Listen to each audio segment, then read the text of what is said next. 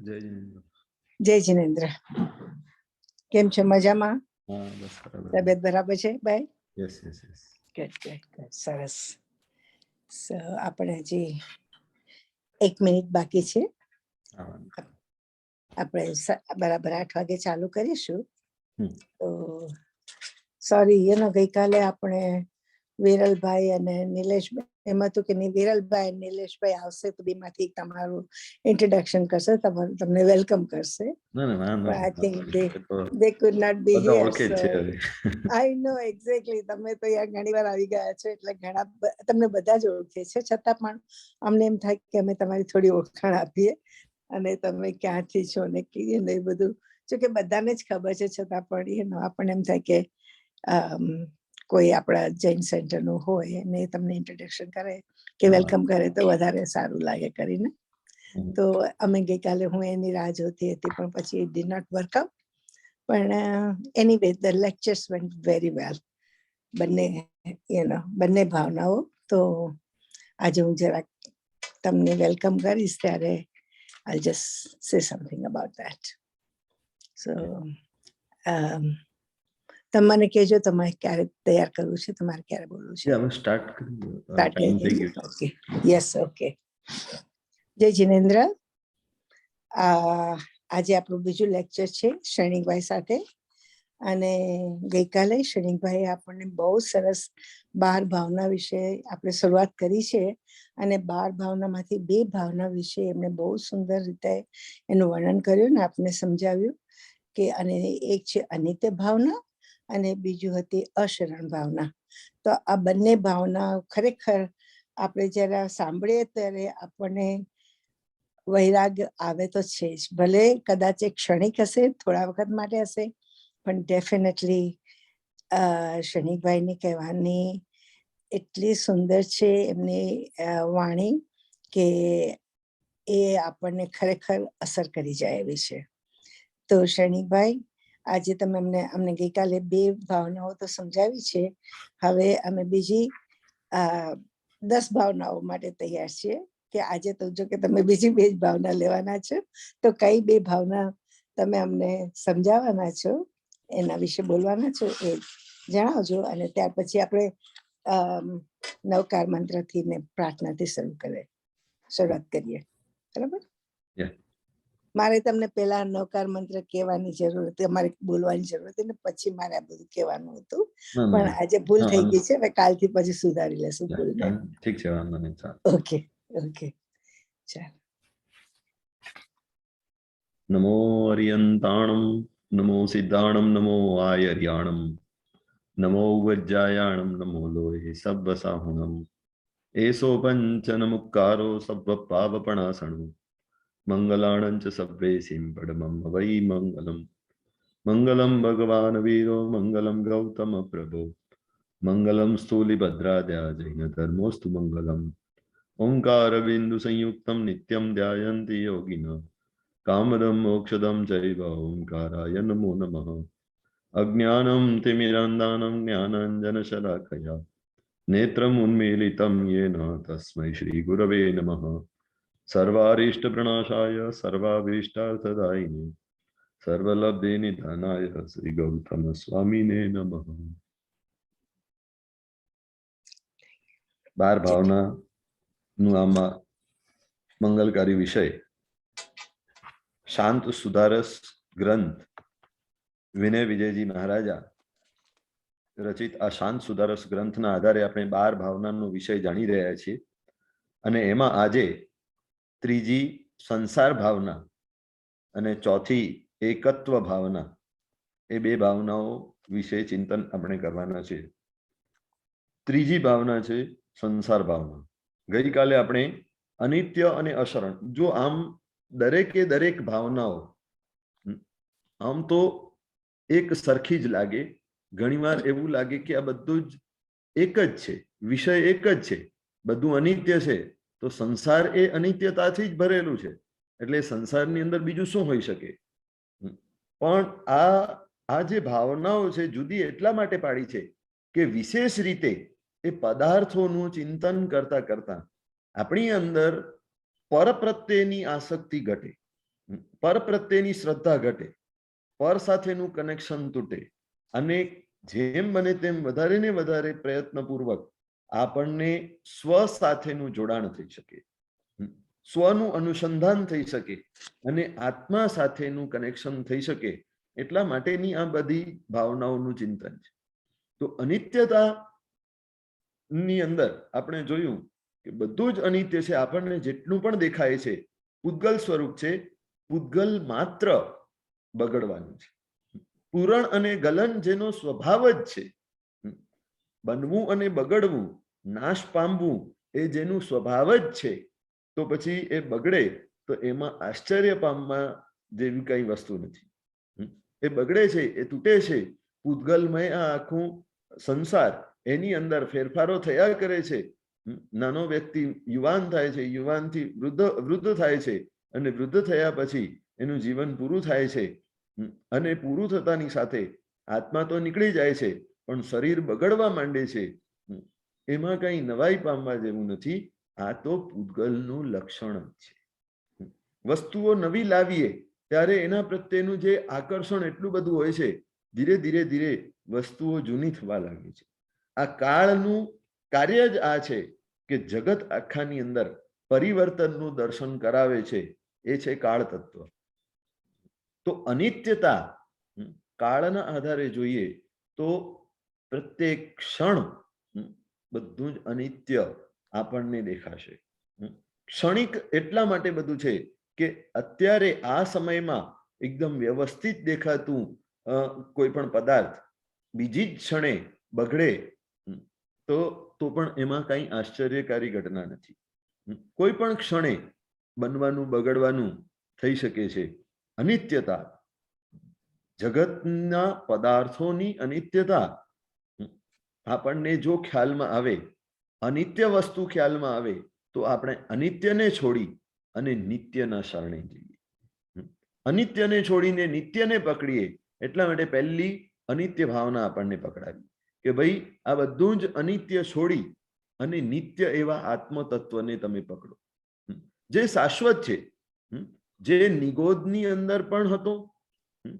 બીજા કોઈ કેટલાય ભવો આપણે કર્યા, એ દરેક ભવોની અંદર પણ એ જ હતો, સાથે જ હતો.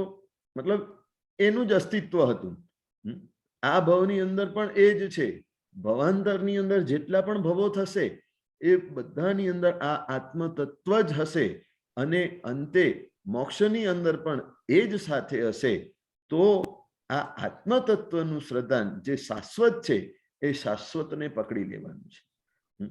જો આપણી પાસે જે શાશ્વત તત્વ છે એના માટેનું સમય કેટલું ને અશાશ્વત માટેનું સમય કેટલું?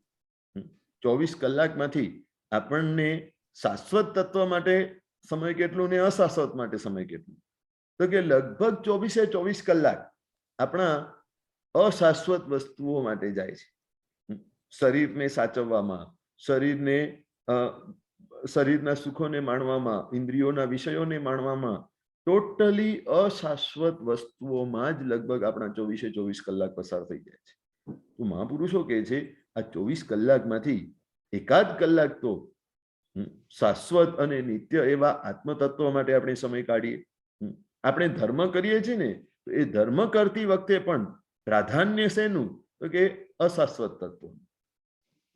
સામાયિક પ્રતિક્રમણ કરવા બેસીએ તો જો પ્રતિક્રમણ કરવા માટે લોકો આવવાના હોય તો પહેલી કઈ સીટો ભરાય? તો કે જ્યાં હવા બરાબર આવતી હોય, જ્યાં શરીરને અનુકૂળતા મળતી હોય કે ટેકો મળતો હોય, એવી બધી જ સીટો પહેલા ભરાય. તો ધર્મ માર્ગની અંદર પણ આપણે શારીરિક અનુકૂળતાઓ શોધી રહ્યા છીએ. શરીરને જ કેન્દ્રમાં રાખી અને આપણે આપણું જીવન જીવી રહ્યા છીએ. મહાપુરુષો કહે છે આત્મ કેન્દ્રિત જીવન આપણને જીવવાનું છે. અનિત્ય કેન્દ્રિત જીવન જીવવાનું નથી, પણ નિત્યને કેન્દ્રિત આપણું જીવન હોવું જોઈએ.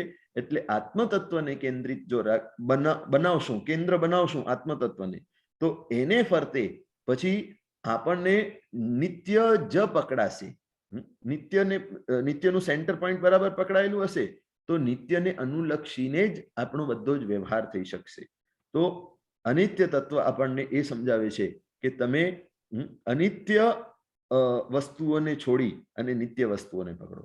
બીજી ભાવના હતી અશરણ, જે પોતે અનિત્ય છે એવું કોઈ પણ તત્વ આપણને શરણ આપી શકતું નથી, કારણ કે પોતે જ અનિત્ય છે, પોતે જ તકલાદી છે. કોણ શરણ આપી શકશે? જો એમાં આપણે જોયું કે દેવ, ગુરુ અને ધર્મનું તત્વ, તો અહીંયા દેવ, ગુરુ અને ધર્મ એનું પણ કનેક્શન, જો આ રત્નત્રય છે ને, દેવ, ગુરુ અને ધર્મ, એ પણ નિશ્ચય દ્રષ્ટિએ રત્નત્રય કઈ? તો કે અભેદ રત્નત્રય. આત્માની સાથે દેવ, ગુરુ અને ધર્મ તત્વની એકાકારતા. આત્મા જ શુદ્ધ સ્વરૂપે દેવ તત્વ છે, આત્મા જ ગુરુ તત્વ છે, અને આત્માના સ્વભાવની અંદર જ રહેવું એ જ ધર્મ તત્વ છે. જો એટલા માટે શાશ્વતાનું શરણ આવશે. વ્યવહારથી આપણે દેવ, ગુરુ અને ધર્મની આરાધનાઓ કરી રહ્યા છીએ, આ બધી ક્રિયાઓ કરી રહ્યા છીએ, કે સમયક પ્રતિક્રમણ આદિ કે અષ્ટપ્રકારી પૂજા આદિ બધી પ્રવૃત્તિમય ધર્મ આપણે જે કરી રહ્યા છીએ, it will ultimately lead to inner self. એટલે અંદર પોતાના આત્મ તત્વ સાથેનું કનેક્શન જોડવા માટે જ આ બધું છે. અને પાછો શરણ તો એનું જ લેવાશે કે જે શાશ્વત છે. દેવ, ગુરુ તત્વની અંદર પણ આપણે મહાવીરને માનીએ કે આદિનાથને માનીએ કે XYZ કોઈ પણ ગુરુને માનીએ, તો એ પણ આખરે તો વ્યક્તિ છે. વ્યક્તિ તત્વનું મહત્વ નથી. અહીંયા રત્નત્રયી એટલે શું? તો કે અભેદ રત્નત્રયી, આત્માની સાથે જેનું જોડાણ, અનુસંધાન થઈ શકે એવો દેવ, ગુરુ અને ધર્મ તત્વ, અને એ તત્વની સાથે આત્માનું જોડાણ. તો આત્માનું શરણ લેવાથી જગતની અંદર શાશ્વતાનું શરણ લેવાઈ જાય, પછી કોઈનું શરણ લેવું પડતું નથી. તો આ અશરણ ભાવનાની અંદર આપણે એ જાણ્યું. અને હવે આ ત્રીજું પદ આવે છે, ત્રીજી ભાવના આવે છે સંસાર ભાવના.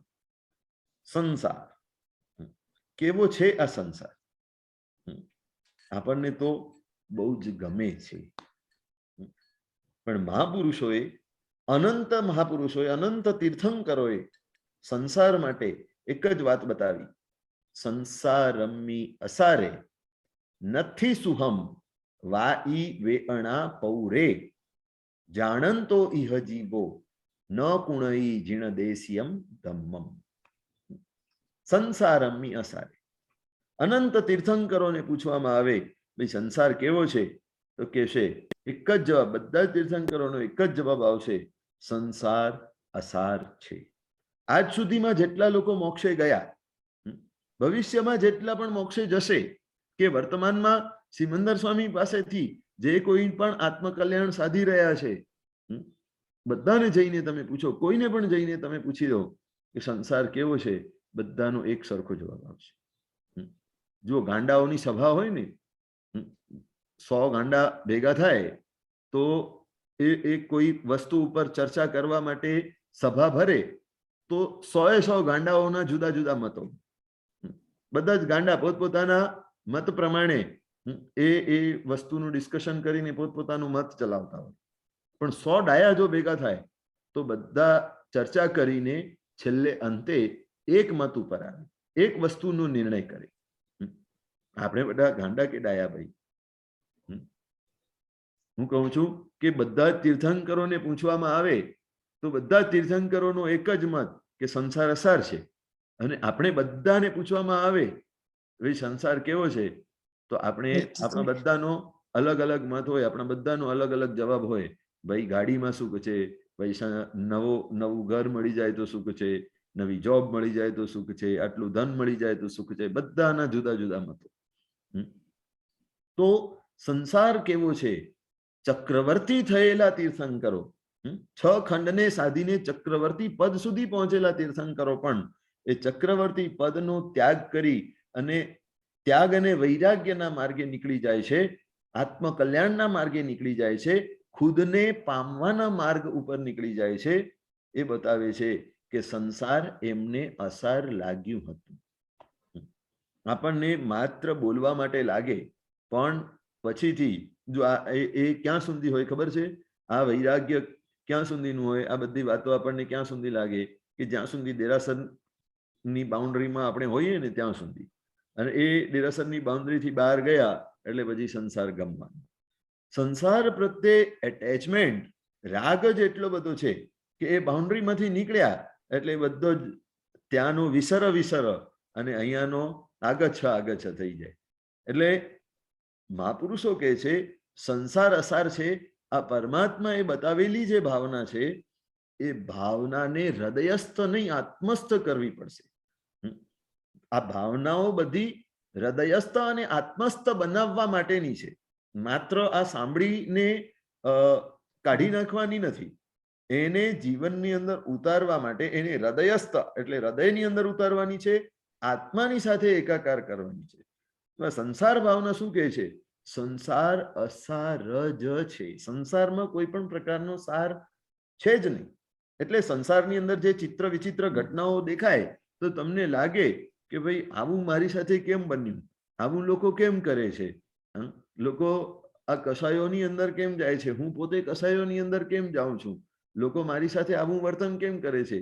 ત્યારે સમજી લેવાનું કે આ સંસાર જ છે અને સંસાર આવો જ ચિત્ર વિચિત્ર સ્વભાવ વાળો જ રહેવાનો, કારણ કે આ અસાર સંસાર છે. અને બધા જ જગતની અંદર, આ સંસાર આખાની અંદર કોઈ પણ પોતાના પ્રમાણે કંઈ કરતો નથી. કર્મ નચાવત તિમહી નાચત માયા વશ નટચેરી. નટચેરી એટલે ઓલો કઠપુતલીનો ખેલ હોય ને, તો એમાં કઠપુતલીઓના હાથ પગને દોરીઓ બાંધી અને ઉપર માણસની આંગળીઓમાં એ દોરીઓ બાંધેલી હોય, અને એ જેમ આંગળીઓ ચલાવે તેમ તેમ કઠપુતલી ના હાથ પગ ચાલે. એવી રીતે કર્મરૂપી જે ચલાવનાર છે, આપણે બધા જ કઠપુતલીઓ છીએ.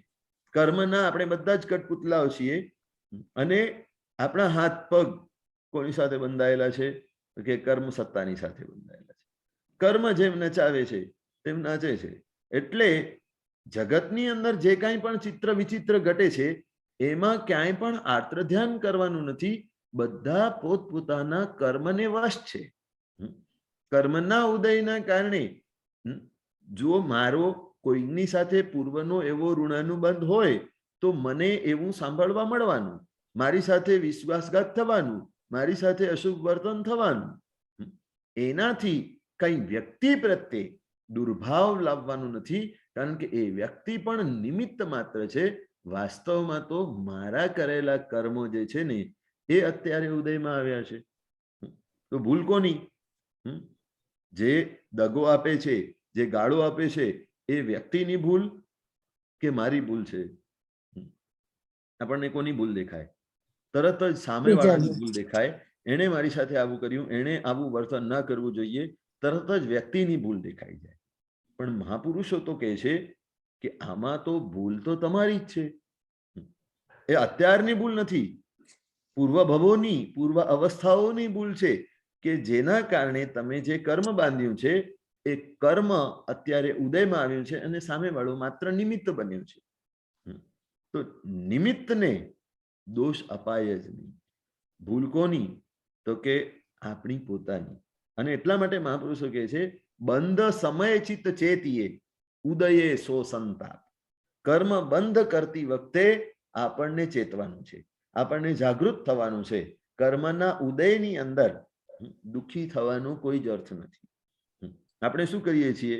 કર્મનો ઉદય આવે, દુઃખો આવે, વ્યાધિઓ આવે, પરેશાનીઓ આવે તો આપણે આર્ત્ર ધ્યાનની અંદર સરી જઈએ, આપણે દુઃખી થઈ જઈએ. તો મહાપુરુષો કહે છે આ તો દુઃખી થવાનો અવસર નથી, આ તો જાગૃત થવાનો અવસર છે કે ભાઈ તારે ક્યારે ચેતવાની જરૂર હતી? જ્યારે એ કર્મ તે બાંધ્યું ત્યારે. અત્યારે તો એ કર્મ ઉદયમાં આવ્યો છે માટે તને દુઃખ મળે છે. તો તારી ભૂલ ક્યારે હતી? કર્મ બાંધતી વખતે. માટે કર્મ બાંધતી વખતે જો સાવધાની રાખી હોત અને કર્મ ન બાંધ્યું હોત તો અત્યારે ઉદયમાં આવત નહીં. એટલે કર્મ બંધ કરતી વખતે આપણને જાગૃત રહેવાનું છે. તો આ સંસારની અંદર જે પણ ચિત્ર વિચિત્ર ઘટનાઓ છે બધી જ કર્મના કારણે છે, અને એનું જ નામ સંસાર છે. કર્મથી જે ચાલે છે એ જ આ સંસાર છે. સંસારની અંદર સ્વજનો છે, સંબંધીઓ, મિત્રો વગેરે બધા જ આપણે કહીએ કે સ્વાર્થના સંગાથી. ક્યાં સુધી આ બધો જ વ્યવહાર રહેશે? તો કે આંખો મીચાતી નથી ત્યાં સુધી. જો આપણે છે ને આપણા પોતાના મત, પંથો, સંપ્રદાયો કે આપણી પોતાની વાતો અને ને પકડીને એટલા બધા જડ બની ગયા હોઈએ છીએ કે ભાઈ હું શ્વેતાંબર, હું દિગંબર, હું સ્થાનકવાસી, હું તેરાપંથી, હું ફલાણું, હું ટીકાણું. અને એ મતો કે એ પોતાની વાતોને આપણે રિજિડલી પકડીને બેઠા હોઈએ છીએ. પણ એ બધી જ વાતો અંતે ક્યાં સુધી ભાઈ? તો કે આંખ મીચાતી નથી ત્યાં સુધી. હું શ્વેતાંબર ક્યાં સુધી? ભાઈ આંખ મીચાતી નથી ત્યાં સુધી. આંખ મીચાતી વખતે કોઈ આપણને પૂછે ભાઈ તમે શ્વેતાંબર છો કે દિગંબર છો? તમે શ્વેતાંબર હો તો તમને સ્વર્ગ આપું, ને દિગંબર હો તો નર્ક આપું, એવું બને ના. આ બધા જ આગ્રહો, આ બધા જ હઠાગ્રહો, કદાગ્રહો, દુરાગ્રહો, આ બધા જ આપણા અહંકાર જનિત છે. અને જગતના બધા જ સંબંધો એ સ્વાર્થ જનિત છે. આપણી સાથેનો સંબંધ, સંયોગિક સંબંધ આખા જગતનું જે બંધાય છે બધું જ સ્વાર્થ જનિત છે. સ્વાર્થ પૂરો થાય એટલે બધા પોતપોતાના કાર્યની અંદર લાગી જાય. કાલે જ એક મેસેજ વાંચ્યો, એની અંદર આખી એક એટલો લાંબો મેસેજ હતો કે આંખ મીચાશે ત્યારે શું શું ઘટતું હશે, આ જગતની અંદર શું ઘટતું હશે. આપણી આંખ મીચાશે અને ત્યારે એના પછીથી એ દિવસે કે એના બીજા દિવસે, એના 4 દિવસ પછી, એના 10 દિવસ પછી, એના 12 દિવસ પછી, એના મહિના દિવસ પછી ને એના વર્ષ પછી શું ઘટના હશે એના ઉપર એ મેસેજની અંદર ફોકસ આપવામાં આવ્યું હતું કે ભાઈ લોકો રડશે 1 દિવસ માટે, 2 દિવસ માટે, 4 દિવસ માટે. ધીરે ધીરે આ દર્દો વિસરાતા જશે. લોકો આપણને ભૂલતા જશે. 4 દિવસ, 8 દિવસ, 12 દિવસ થઈ ગયા એટલે પૂજા ભણાવીને છૂટા પડશે. પાછા પોતપોતાના લાઈફની અંદર સેટલ થતા જશે.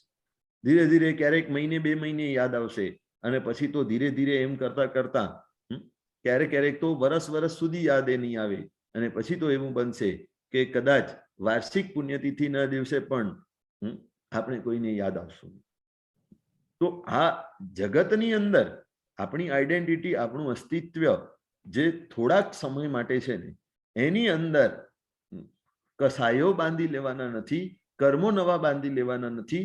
અહંકારના કારણે, રિજિડિટીના કારણે આપણે કોઈની સાથે વેર ઝેર બાંધી લેવાનું નથી.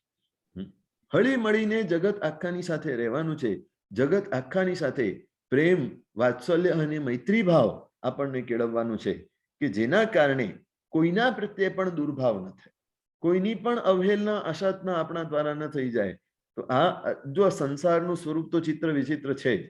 એ વિચિત્રતાઓની અંદર પણ આપણે આપણી જાતને એવી કેળવવાની છે કે આપણા દ્વારા કોઈને પણ દુઃખ ન થાય, આપણા દ્વારા કોઈ પરેશાન ન થાય, કોઈ દુઃખી ન થાય. એના માટે આપણને જાગૃત રહેવું પડશે.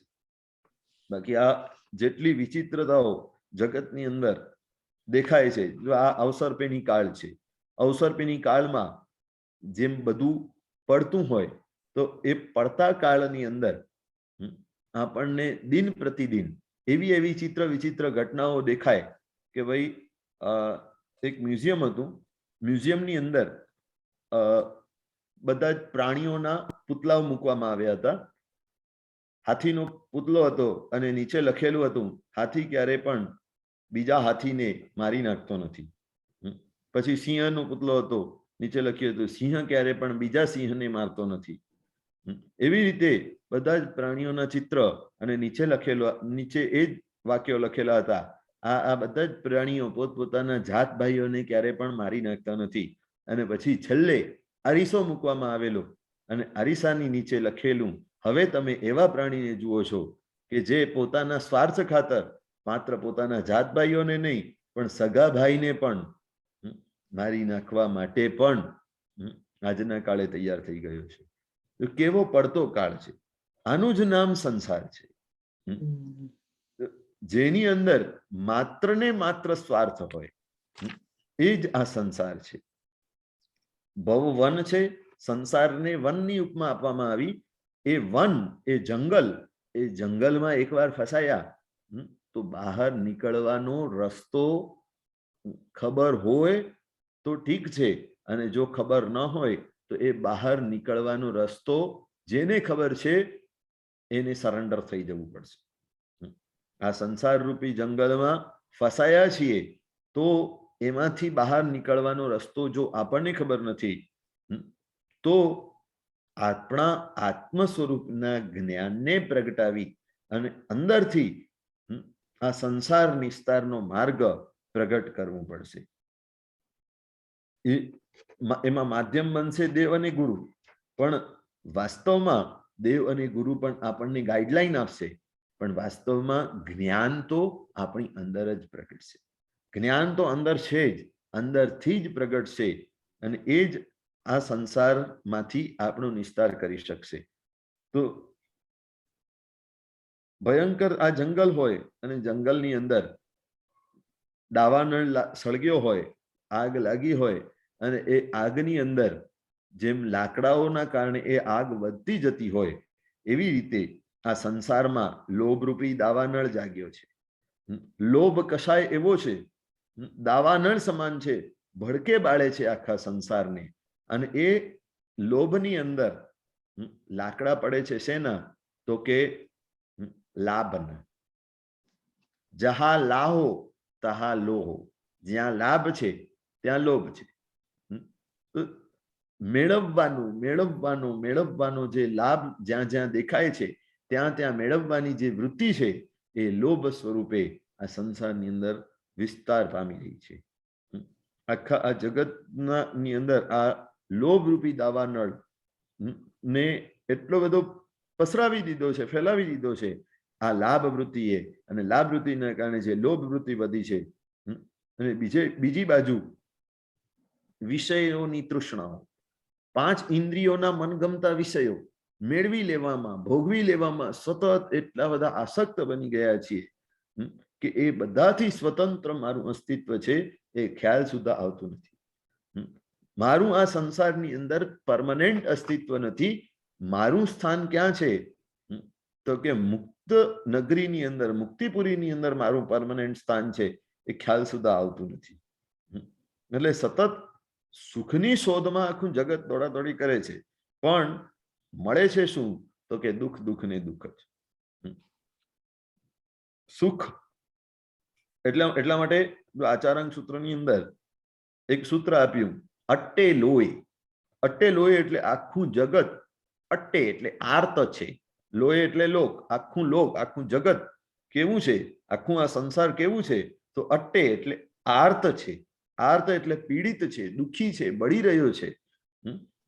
જોઈએ છે બધાને સુખ, પણ બધા જ દુઃખની અંદર બળી રહ્યા છે.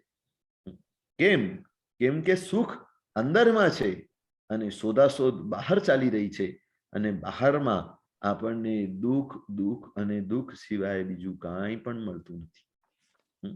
સંસારમી અસારે નથી સુહમ. તીર્થંકરોનું વચન છે, મહાપુરુષોનું વચન છે, નથી સુહમ. એની અંદર સુખ નથી, નથી ને નથી. વાઈ વેઅણા પૌરે. વ્યાધિઓ અને વેદનાઓથી ભરેલો આ સંસાર છે. કેવો છે? વ્યાધિઓ અને વેદનાઓથી ભરાયેલો આ સંસાર છે. વ્યાધિઓ ક્યાં? તો કે શારીરિક સ્તરની અંદર વ્યાધિઓ છે. આજે આ દુખે છે, આ થાય છે, તે થાય છે. ધીરે ધીરે ઉંમર વધતી જાય તેમ તેમ નવી નવી બીમારીઓ થતી જાય છે, નવી તકલીફો ઊભી થાય છે, શરીર અશક્ત બને છે. આ બધી જ વ્યાધિઓ છે. અને વેદનાઓ એટલે કે માનસિક સ્તરની બધી જ વેદનાઓ, શારીરિક સ્તરની વ્યાધિઓ અને માનસિક સ્તરની બધી વેદનાઓ. ઉંમર કદાચ વધારે ન પણ હોય તો પણ ટેન્શનો એટલા બધા છે, પરેશાનીઓ એટલી છે, સ્ટ્રેસ એટલા છે. અત્યારે તો નવા કેટલા નામો નીકળી ગયા એના. ડિપ્રેશન, ટેન્શન, એન્ઝાયટી ને આ ને તે ને બધું કેટલું. અને એની અંદર આખું જગત પીડિત છે. જો ટેકનોલોજી વધે છે, જો ભૌતિકતા વધે છે, જો સુખો વધે છે, જો સામગ્રીઓ વધે છે, તો લોકો બધા જ સુખી જ થવા જોઈએ. એના ઠેકાણે આ બધું જ વધી રહ્યું છે. પીડાઓ વધી રહી છે, વ્યાધિઓ વેદનાઓ વધી રહી છે. શેના કારણે? કારણ કે આપણે નિત્યને સમજ્યા નથી. અનિત્યની અંદર સુખની શોધ કરી રહ્યા છીએ. અનિત્ય વસ્તુઓની અંદર, પદાર્થોની અંદર આપણે સુખની શોધાશોધ કરી રહ્યા છીએ. પદાર્થો મેળવવા માટે દોડાદોડી કરીએ છીએ અને એ પાછો પેલા કસ્તુરી મૃગ જેવી ઘટના થાય છે. જેમ તે ભૂલો રે મૃગ દિશી દિશી ફરે, લેવા મૃગમદ ગંધ, તીમ જગ ધૂંડે રે બાહિર ધર્મ ને મિથ્યા દ્રષ્ટિ રે અંધ. આખા જગતને સુખ જોઈએ છે, ધર્મથી સુખ મળશે એ ખ્યાલ છે, પણ ધર્મ પણ બહાર શોધાશોધ કરે છે. ધર્મ પણ કરી લેવા માટે બહારની પ્રવૃત્તિઓની અંદર ધર્મ શોધે છે. ઓલો કસ્તુરી મૃગ, એની નાભીમાં કસ્તુરી રહેલી છે અને એ કસ્તુરીની સુગંધ એટલી સુંદર મજાની સુગંધ છે કે એ સુગંધ એને આકર્ષિત કરે છે. એ સુગંધને મેળવવા માટે દિશી દિશી એટલે બધી જ દિશાઓમાં દોડાદોડી કરે છે. અહીંયા દોડે, અહીંયા દોડે, અહીંયા દોડે, બધી જ દિશાઓમાં દોડાદોડી કરે, પણ એને સુગંધ ક્યાંથી મળતી નથી. સુગંધ આવે છે, કન્ટિન્યુઅસ આવે છે, પણ એને ક્યાંય કોઈ સ્પેસિફિક વસ્તુની અંદરથી સુગંધ પ્રાપ્ત થતી નથી. એટલે એ દોડાદોડી કરતા કરતા કરતા કરતા થાકી જાય છે અલ્ટિમેટલી, અને એને લાગે છે કે ખબર નથી એવી કઈ વસ્તુ છે જે આટલી શોધાશોધ કર્યા પછી પણ એ વસ્તુ હું મેળવી શક્યો નથી કે જેમાંથી સુગંધ આવે છે. અને જીવનના અંત સમયમાં કોઈ શિકારી એ કસ્તુરી મૃગનો શિકાર કરી દે છે અને એ શિકાર કર્યા પછી જ્યારે એ મૃગલો તરફડિયા મારે છે ત્યારે ઓલો શિકારી આવી અને એ મૃગલાની નાભીમાંથી કસ્તુરી નીકાળીને લઈ જાય છે.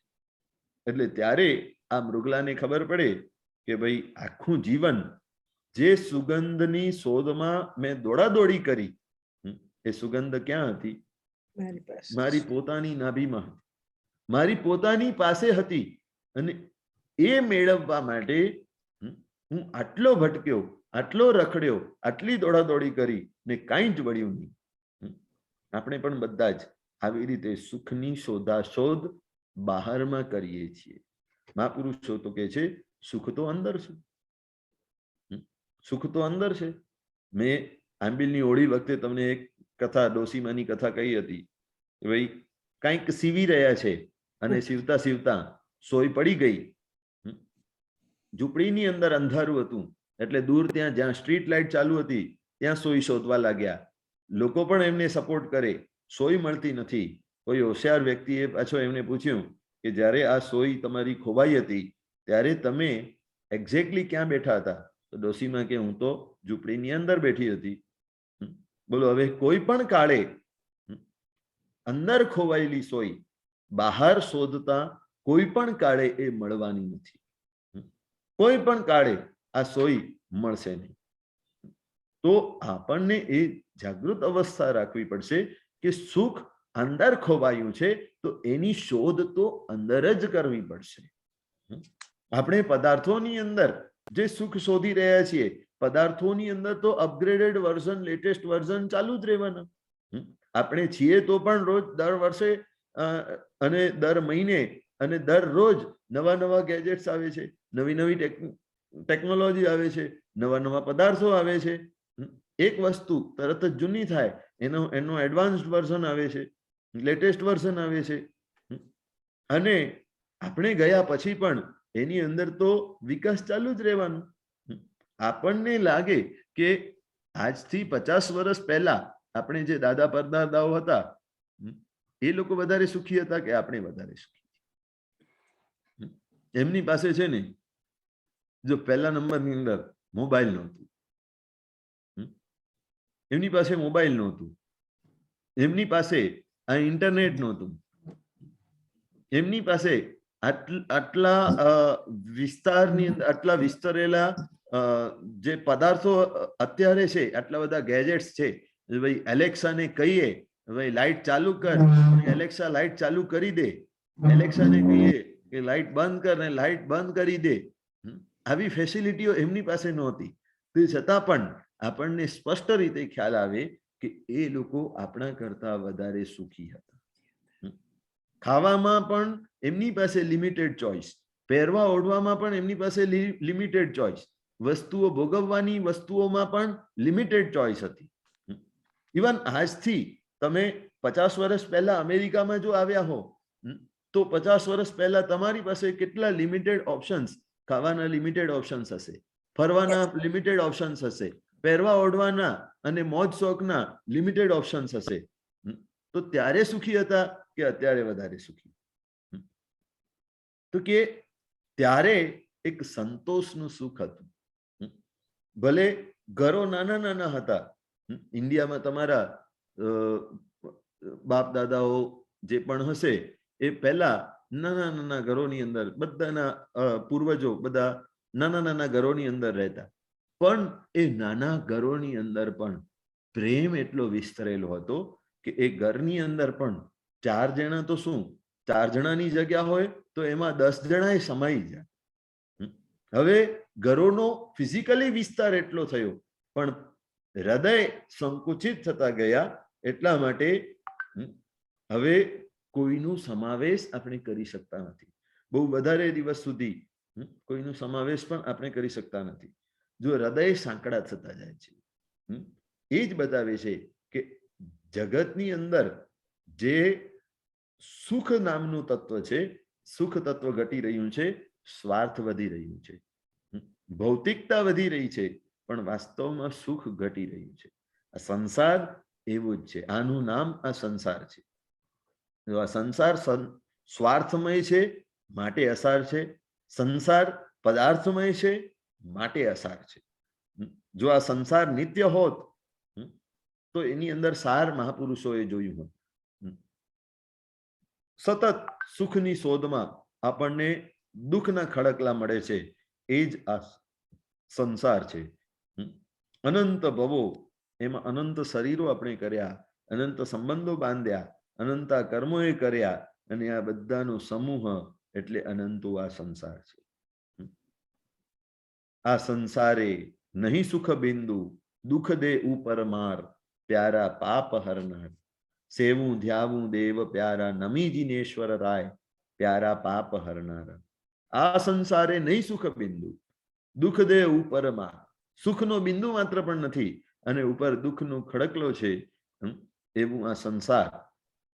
આપણને બધાને 6 લેસ્યા વાળો અને મધુબિંદુનો એક ઉદાહરણ આપણને સ્પષ્ટ રીતે ખ્યાલ છે કે એ વ્યક્તિ, એને મધ મળે છે અને મધને ચાટવા માટે એ ઝાડની ડાળીને પકડે છે.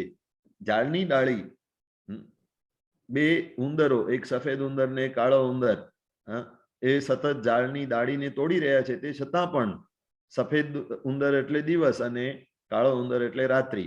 દિવસ અને રાત્રિ આપનો સમય વહી રહ્યો છે, તે છતાં પણ એ મધુબિંદુની આશામાં એટલો લેપાયેલો છે, આસક્ત બનેલો છે કે દેવે ઘણી બધી વાર એને કહ્યું કે ચાલ મારી સાથે, હું તને અહીંયાથી બચાવી લઉં, નીચે મગરમચ્છો છે, એ તને ખાઈ જશે, પણ ના, હજી મારે ભોગ ભોગવવા છે, હજી મારે મેળવવું છે, મેળવવું છે, મેળવવું છે, મેળવવું છે.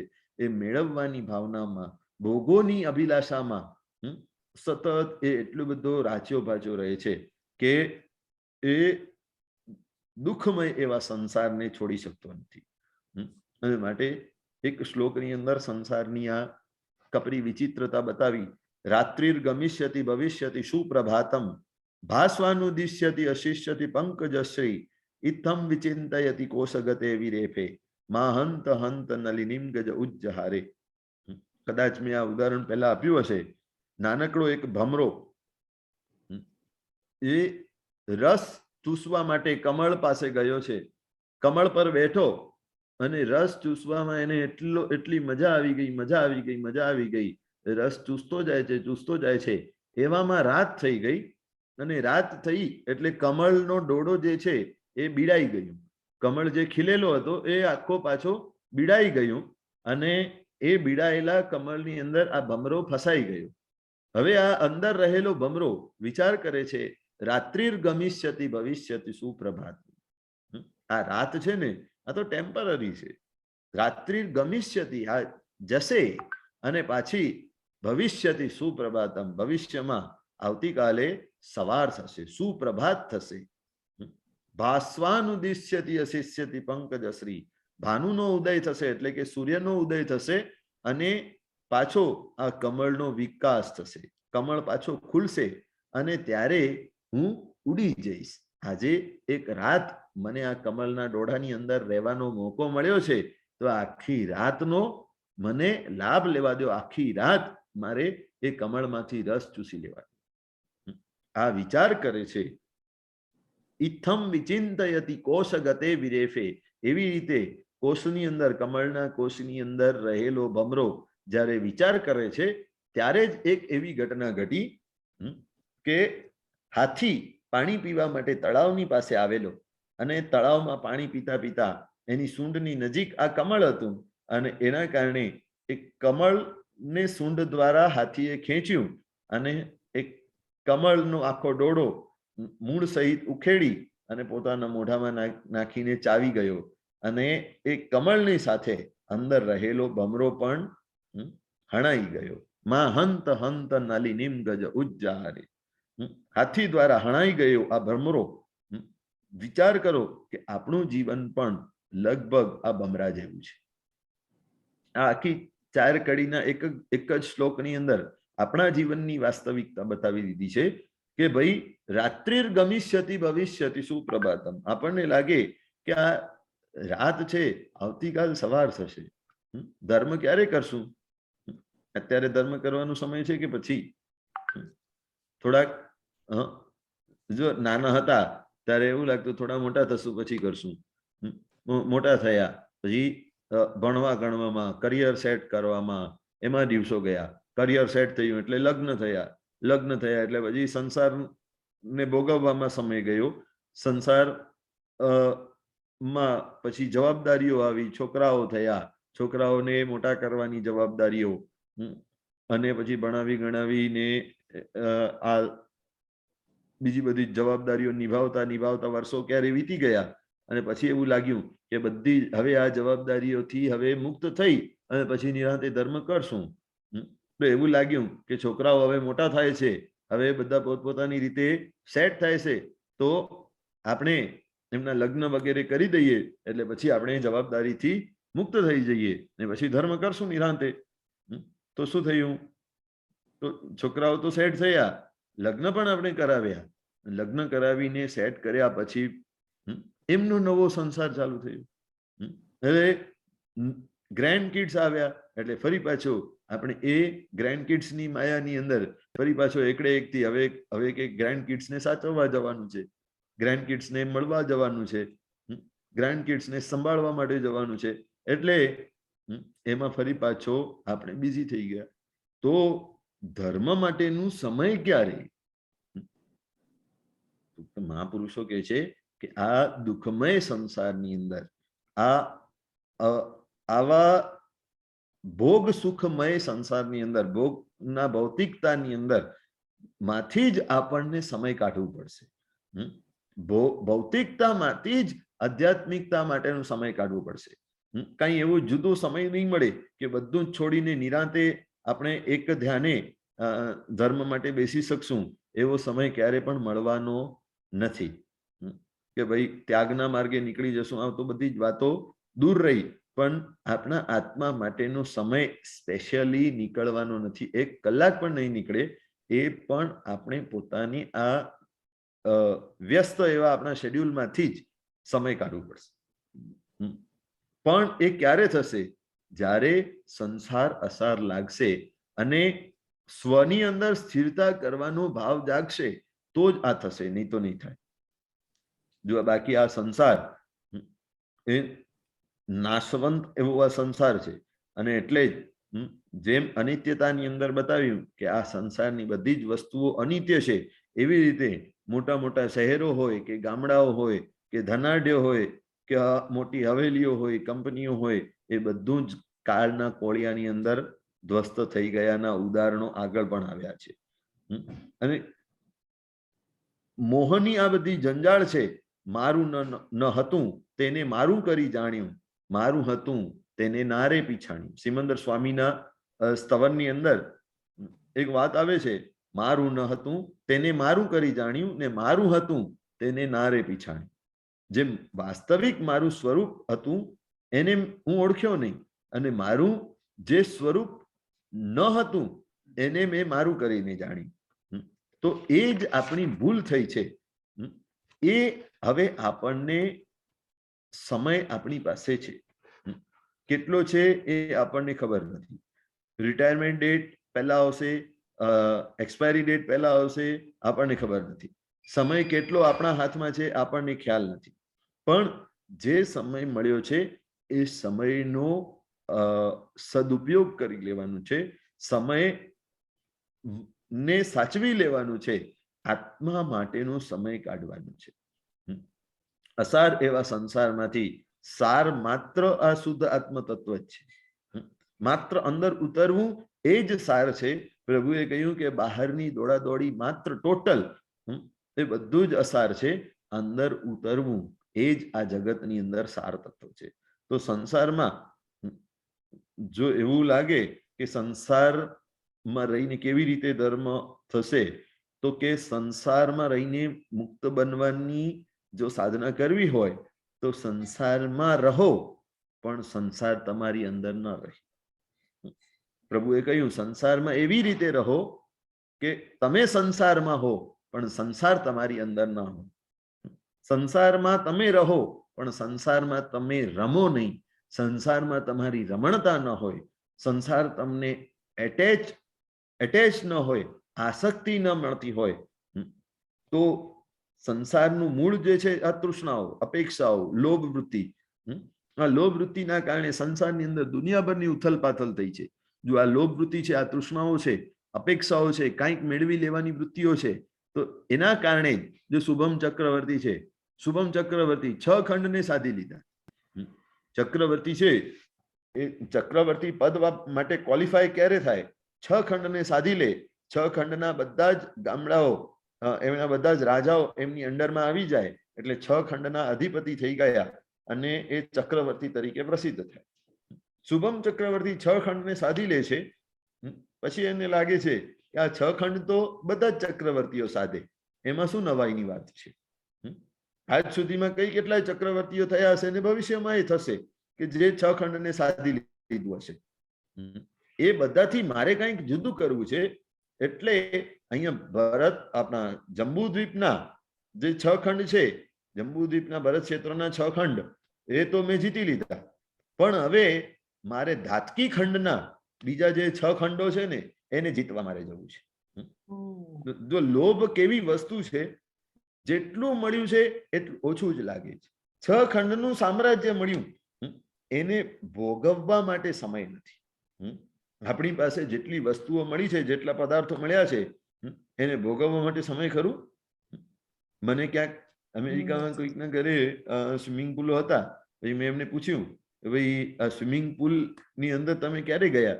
એક છેલ્લે તો ક્યારે ગયા સ્વિમિંગ પુલ ની અંદર એ પણ યાદ નથી. ટાઈમ જ નથી અમારી પાસે. એટલે પદાર્થો ભેગા કરવામાં આપણે એટલી દોડાદોડીમાં પડ્યા છીએ કે એને ભોગવવા માટેનો સમય તો પછી રહેતો જ નથી.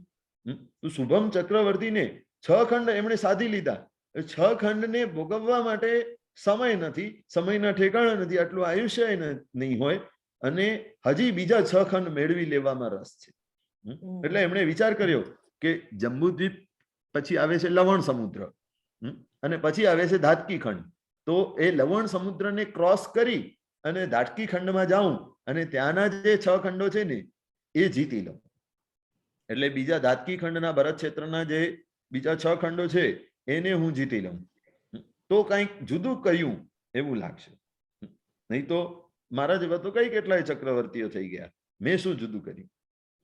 તો એમને એવો ખ્યાલ આવ્યો, એવો વિચાર આવ્યો, અને તરત જ વિચારને અમલમાં મૂકે છે કે ના ના, આપણે તો બીજા 6 ખંડ સાધવા માટે જવાનું. બધાએ ના પાડી કે ભાઈ જેટલું મળ્યું છે એમાં સંતોષ માનો ને, હવે ક્યાં દોડાદોડી કરો છો? કે ના, મારે તો કરવું જ છે, મારે તો નંબર 1 ઉપર આવવું છે, મારે ટોપ ઉપર આવવું છે. એટલે મારે બીજા 6 ખંડને જીતવા છે. પછી એ વચ્ચે જે લવણ સમુદ્ર આવતું હતું, એ લવણ સમુદ્રને ક્રોસ કરવા માટે મનુષ્યની તો કોઈ તાકાત નથી. એટલે જે એમની સેવામાં દેવો હાજર હતા, ચક્રવર્તીની સેવામાં હંમેશા દેવો હાજર હોય, તો દેવોને કહે છે, દેવોને ઓર્ડર કરે છે, ભાઈ મારા માટે અને મારી સેના માટે કંઈક વ્યવસ્થા કરો, મારા માટે અલગ પાલખી તમે ઊભી કરો અને એ પાલખી તમે ઉપાડો. 16,000 દેવો, કેટલા? 16,000 દેવો એની સેવામાં હતા. 16,000, 16,000 દેવો સેવામાં હાજર છે. એમને કહે છે તમે એવી પાલખી બનાવો, એ પાલખીની અંદર હું બેસીશ અને તમે મારી પાલખી ઉપાડી અને આ લવણ સમુદ્રને ક્રોસ કરાવી દો. ત્યાં જઈને હું મારું પરાક્રમ બતાવી દઈશ. આ લવણ સમુદ્રને તમે મને ક્રોસ કરાવી આપો. દેવો તો ચિઠ્ઠીના ચાકર છે, એટલે સેવામાં હાજર છે, એટલે સ્વામી જે કે એને એક્સેપ્ટ કરવું પડે. દેવો વિચારે છે, શિબિકા બનાવે છે અને 16,000 દેવોએ શિબિકા ઉપાડી, પાલખી ઉપાડી. પણ જુઓ આ લોભનો અંત કેવો આવે છે, લોભના પરિણામો, દુષ્પરિણામો કેવા આવે છે એ જોજો. લવણ સમુદ્રને ક્રોસ કરતી વખતે સમુદ્રની વચ્ચે જ્યારે પહોંચ્યા ત્યારે એક દેવને વિચાર આવ્યો કે ભાઈ 16,000 દેવોએ આમની શિબિકા ઉપાડી છે, એમની પાલખી ઉપાડી છે, તો એમાંથી એક હું છોડી દઈશ તો શું થવાનું? એક હું થોડી વાર માટે છોડી દઉં, પછી પાછો પકડી લઈશ. હમણાં થોડીક વાર માટે આ શિબિકા છોડી દઉં. અને જોજો કર્મ ક્યાં કેવી રીતે અને ક્યાં ઉદયમાં કેવી રીતે આવે છે. આ એક જ વિચાર એક જ સાથે 16,000 દેવોને આવે. એક દેવને તો આવ્યો જ, પણ એક જેવો જ વિચાર એક સાથે 16,000 દેવોને આવ્યો અને 16,000 દેવોએ એક સાથે એક ક્ષણ માટે આ શિબિકા છોડી અને શિબિકા પડી લવણ સમુદ્રની અંદર અને સમુદ્રમાં પડીને એ શુભમ ચક્રવર્તી મૃત્યુ પામ્યો. વિચાર કરજો, 6 ખંડનો અધિપતિ હોય ને આવા કમોતે મરે. 6 ખંડને શાંતિથી ભોગવી શકત, એના ઠેકાણે એનું આયુષ્યનો અંત ક્યાં લખાયેલું હતું? આ લોભના કારણે એના આયુષ્યનો અંત આવી રીતે સમુદ્રમાં પડીને લખાયેલું હતું. 16,000 દેવો, 16 દેવ ઉભા દીઠો પણ કિણહી નવી રાખ્યો હુકમ. કર્મ 25 નામનો એક કાવ્ય છે. જેમ રત્નાકર 25 છે ને, એવી રીતે કર્મ 25 નામનો એક કાવ્ય છે. એની અંદર બધા જ ઉદાહરણો આપ્યા છે કે ક્યાં ક્યાં કોને કોને કર્મોએ છોડ્યા નથી. એ બધા જ ઉદાહરણો તીર્થંકરોથી માંડીને મહાપુરુષોથી માંડીને બધા જ ઉદાહરણો એની અંદર આવે છે કર્મ 25 ની અંદર. અને એની અંદર વાત આવે છે કે 16,000 દેવોએ ઉભા જોયું પણ કોઈએ એને બચાવ્યું નહીં. એની પાલખી કોઈ જો એક દેવ પણ વિચારે તો એને અધર ઉપાડી શકે, પણ 16,000 દેવો એને ઉભા જોઈ રહ્યા, કોઈએ એને બચાવ્યું નહીં. કાળની સામે કોઈનું કંઈ ચાલતું નથી. આ વિચિત્ર એવું આ સંસાર છે. લોભના કારણે કેવા દુષ્પરિણામો આવે છે, કેટલા ઉદાહરણો છે. શ્રીપાલ મૈણાની કથા જો તમે નવપદજીની અંદર ક્યારે પહેલા સાંભળેલી હોય તો શ્રીપાલ રાજા એટલું બધું ધન, અઢળક ધન કમાવે છે અને ઓલા ધવલ શેઠને શ્રીપાલ રાજાની સતત ઈર્ષા આવે છે. શ્રીપાલનું બધું જ ધન એક સાથે મારા કબજે જો કરી લેવું હોય તો એના માટે એક જ આઈડિયા છે, શ્રીપાલને ખતમ કરી દેવું. એટલે શ્રીપાલને મારી નાખવું છે, એના માટે આખો ષડયંત્ર રચ્યો. જહાજ એનું ભર દરિયાની અંદર જ્યારે ચાલતું હતું ત્યારે દરિયાની અંદર વિચિત્ર માછલીઓ બતાડવાના બહાને શ્રીપાલને નીચે જોવાનું કહ્યું ને પછી ધક્કો મારીને દરિયાની અંદર પાડી દીધું. વિચાર કરજો આ લોભ શું કાર્ય કરાવે છે. આ લોભ વૃત્તિ કેવા દુષ્કાર્યો કરાવે છે. મમ્મણ શેઠ 7મી નરક ભેગા થયા આ લોભ વૃત્તિના કારણે. ભયંકર કાળી રાત્રિ અને વરસતા વરસાદની વચ્ચે નદીઓમાંથી લાકડાઓ અને કોના માટે બે બળદો છે એ બે બળદોમાં એક આખો બળદ રત્નોથી મઢાઈ ગયો છે, બીજો બળદ પણ આખો મઢાઈ ગયો છે, ખાલી એનો એક શિંગડો બાકી છે. એ શિંગડાને રત્નથી મઢવા માટે આટલી કાળી મજૂરી કરે છે. બોલો, આ બળદ શું કામના ભાઈ? આ બળદ ચાલી શકવાના છે? નહીં ચાલી શકે. શોભા માટેના છે, અને એ પણ પોતાના ઘરની અંદર પેક કરીને રાખ્યા છે. કોઈને બતાવી પણ શકાતું નથી આટલું અઢળક ધન. તો આ બધું ભેગું કરવાનું કોના માટે? આજે આપણે જેટલી દોડાદોડી કરીએ છીએ બધી કોના માટે? અંતે આપણા માટે કેટલું જોઈશે? એક સંતોષ વૃત્તિ જોઈશે કે ભાઈ આટલું જો મળી જાય તો બસ થઈ ગઈ. હવે ખોટી દોડાદોડી, વગર કારણની દોડાદોડી મારે કરવી નથી. મારે મારા આત્મા માટે સમય કાઢવું છે, મારે મારા ખુદ માટે સમય કાઢવું છે, અને મારા ખુદનો વિકાસ કરવા માટે અંદર ઉતરવું છે. બહારની દોડાદોડી આપણને ક્યાંક અટકાવવી પડશે. રાવણ આટલો હોશિયાર, આટલો જ્ઞાન એની પાસે હોવા છતાં પણ સીતાને ઉપાડી જવાની દુર્બુદ્ધિ કોણે આપી? તો આ લોભમય સંસારે આપી. આવો તો આ ભયાનક સંસાર છે, અને એની અંદર થી સમય કાઢી અને આપણા આત્માને ભજવાનું છે. આવા દુઃખમય, પાપમય અને દોષમય સંસારમાંથી બચવા માટે આપણને ખુદ સાથેની મુલાકાત કરવી પડશે. જો આપણે છે ને જગત આખાને મળવા માટે એટલા બિઝી છીએ કે ખુદને મળવા માટેનું આપણી પાસે સમય નથી. બીજાની સાથે વાત કરવી હશે તો ઇઝીલી તરત જ મન થશે ને તરત જ ફોન જોઈન કરી લેશું, ફોન લગાડી દેશું અને વાત કરી લેશું. પણ ખુદની સાથે ક્યારે વાત કરવાનો પ્રયત્ન સુધા આપણે કર્યો નથી. ખુદને ઓળખવાનો પ્રયત્ન સુધા ક્યારે આપણે કર્યો નથી. બીજાને ઓળખવું હોય તો એની પ્રોફાઇલ ચેક કરી લેશું, એના ફેસબુકની અંદર જોઈન થઈ જશું, એની સાથે સંબંધ બાંધી લેશું, એની સાથે મિત્રતા કરી લેશું, એની સાથે વાતચીત કરી લેશું. પણ ખુદને ઓળખવા માટે આપણે પ્રયત્ન કેટલો કર્યો? અંદર ઉતરવા માટે પ્રયત્ન કેટલો કર્યો? કે કાંઈ જ નહીં. જો અસાર એવા આ સંસારમાંથી સાર તત્વ છે તો એ આપણું પોતાનું આત્મા છે. જ્યાં સુધી એને મેળવવાનો પ્રયત્ન નહીં કરીએ ત્યાં સુધી બીજા બધા જ પુરુષાર્થો અસાર છે.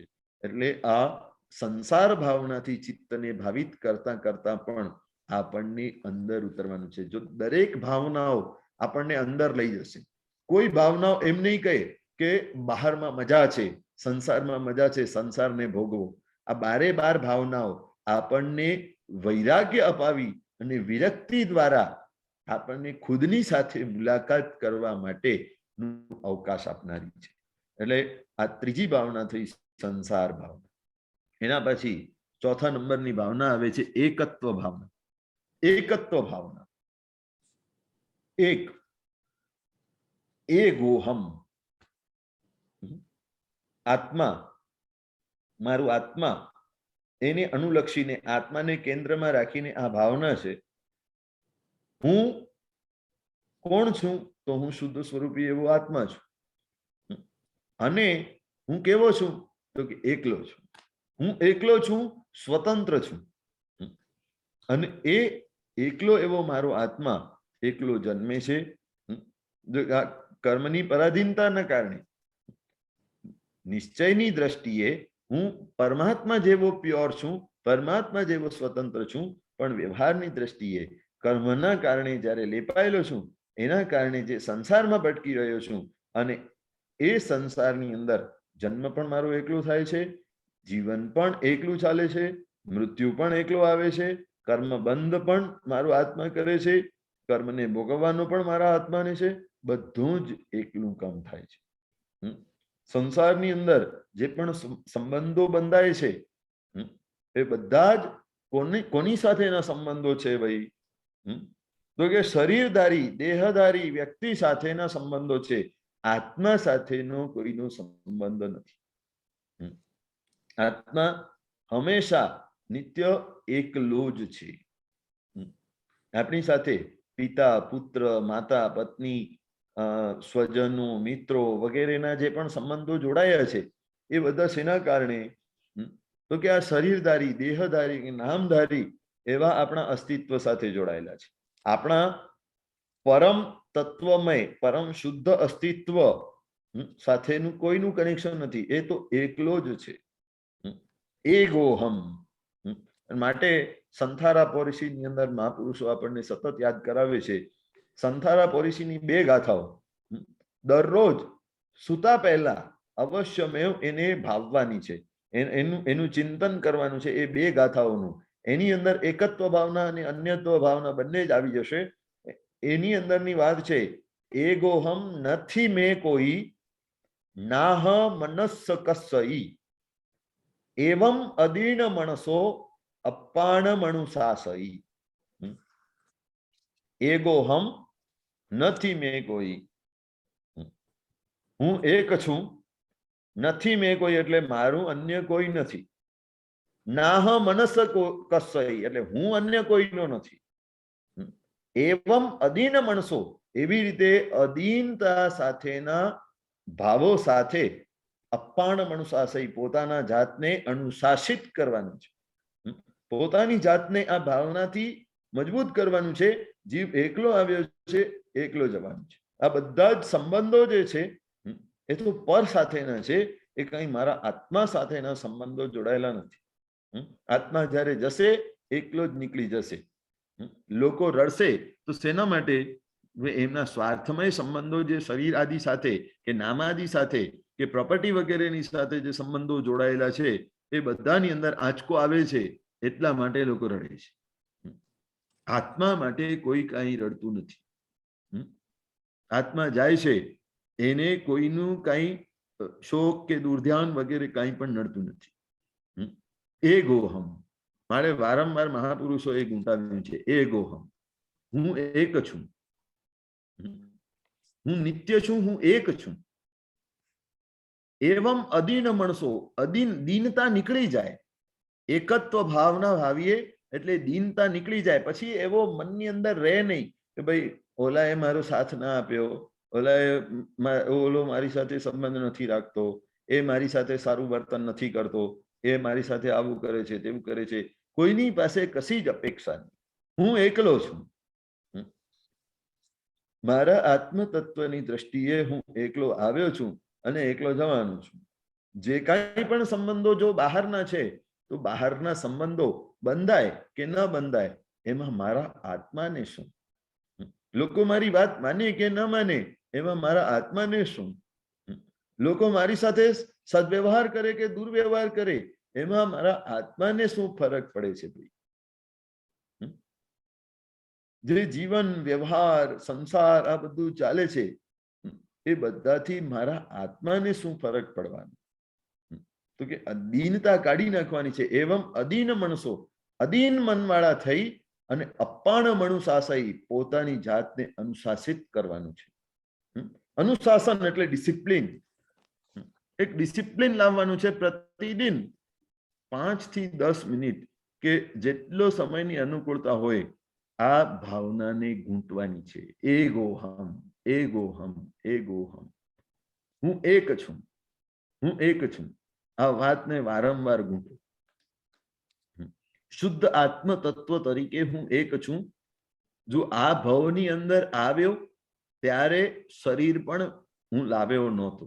માતાના ગર્ભમાં આવ્યો, આહાર કરવાનું કાર્ય કર્યું, આહારમાંથી જે શક્તિ મળી એમાંથી શરીર બનાવ્યું, એમાંથી અંગોપાંગ બનાવ્યા, એમાંથી આખો આ શરીરનો વિકાસ થયો. જન્મ થયા પછી પણ ધીરે ધીરે ધીરે ધીરે શરીરનો વિકાસ થતો ગયો, હું મોટો થતો ગયો. પણ જે આત્મતત્વની અંદર કઈ ફેરફાર થયું? બધું જ ફેરફાર શરીરની અંદર થયું. આત્મા તો નાના બાળકની અંદર પણ એનો એ જ હતો, મોટા વૃદ્ધની અંદર પણ એનું એ જ રહે છે. આત્માની અંદર કોઈ પણ ફેરફાર થતો નથી. સંબંધો વધતા ગયા, નામ મળ્યું, જન્મ થયા પછી નામ મળ્યું. હવે એ નામને સાચવવામાં, એ નામને ફેલાવવામાં, નામની વૃદ્ધિ કરવામાં, નામને સારો દેખાડવામાં આખું જીવન મેં ગુમાવ્યું. પણ એ બધું જ કેવું હતું? અનિત્ય હતું. બધું ટેમ્પરરી હતું. શાશ્વત શું? તો એગોહમ. જે પૂર્વ ભાવની અંદર પણ સાથે હતો અને આ ભાવમાં સાથે છે, અને ભવાંતરની અંદર પણ જ્યાં જઈશ ત્યાં જે સાથે ચાલવાનો છે, એ એક મારું આત્મતત્વ, એકોહમ. એકત્વ ભાવનાથી ચિત્તને ભાવિત બનાવવાનું છે. હું એક છું. દ્રઢ એવું અનુશાસન અને દ્રઢ એવી આ શ્રદ્ધા ઘૂંટાઈ જવી જોઈએ. એગો મે સાસ ઓ અપ્પા નાણ દંસણ સંજુઓ સે સામે બહિરા ભાવા સવ્વે સંજોગ લખણ. એગો મે સાસ ઓ અપ્પા, એક જ હું શાશ્વત આત્મા છું. નાણ દંસણ સંજુઓ, મારી સાચી સંપત્તિ કઈ? તો કે જ્ઞાન અને દર્શન થી યુક્ત છું, એ જ મારી સાચી સંપત્તિ છે. કઈ સંપત્તિ સાચી હોય? પુત્ર, પરિવારો, સ્વજનો, મિત્રો, સંબંધીઓ, સોશિયલ વર્ક, પાર્ટીઓ, એમાંથી શું સાચું? કે બધું જ ટેમ્પરરી છે. જેટલો સ્વ માટે સમય તમે કાઢો એ કામનું, બાકી બીજું બધું જ નકામું છે. પાર્ટીઓ કરીને શું કરશું? જો સંસારમાં રહીને આ બધો જ વ્યવહારો સાચવીશું, પણ વ્યવહારો સાચવવા માટે આપણે આપણા આત્માને સાચવતા નથી. આ બધા જ વ્યવહારો સાચવવા પાછળ સમય બધો જ જાય છે, અને આત્મા માટેનો 5 મિનિટ 10 મિનિટનો પણ સમય આખા દિવસની અંદર આપણે કાઢી શકતા નથી. એગોહમ, વારંવાર એને ગૂંથતા રહેવાનું છે. સતત ભેદ જ્ઞાનથી વાસિત થવાનું છે કે ભાઈ હું એક છું, મારા સિવાય બીજું બધું જ જુદું છે. આ એકત્વ ભાવના દેહ મન વચન પૂતગલ થકી કર્મથી ભિન્ન મુજ રૂપ રે. અમૃતવેલની સજાયની અંદર વાત કર્યું, દેહ મન વચન પૂતગલ અને કર્મ એ બધાથી ભિન્ન મારું સ્વતંત્ર અસ્તિત્વ છે. જેવું પ્રભુનું અસ્તિત્વ છે, જેવું પરમાત્માનું પરમ તત્વ છે, એવું જ મારું પોતાનું અસ્તિત્વ છે. એ અસ્તિત્વ આપણું ભૂલાઈ ગયેલું છે, અને એ ભૂલાયેલા અસ્તિત્વને યાદ કરવા માટે આપણે પ્રભુનું આલંબન કરીએ છીએ. ભગવાનની ભક્તિ આરાધના વગેરે શેના માટે કરીએ છીએ ભાઈ? તો દેવચંદ્રજી મહારાજ કહે છે, સુવિધિનાથ ભગવાનના સ્તવનની અંદર, દીઠો સુવિધિજી નંદ સમાધિ રસે ભર્યો, ભાસ્યો આત્મ સ્વરૂપ અનાદિનો વિસર્યો. પ્રભુજીનું મેં દર્શન કર્યું. સમાધિ રસથી ભરાયેલા પ્રભુ હતા. એવા પ્રભુને જોતા જ શું થયું? ભાસ્યો આત્મ સ્વરૂપ અનાદિનો વિસર્યો. અનાદિકાળથી ભૂલાયેલો મારો પોતાનું સ્વરૂપ, એ મને પ્રભુનું સ્વરૂપ જોતા યાદ આવ્યું. પોતાનું સ્વરૂપ યાદ કરવા માટે પ્રભુના દર્શન વગેરે છે.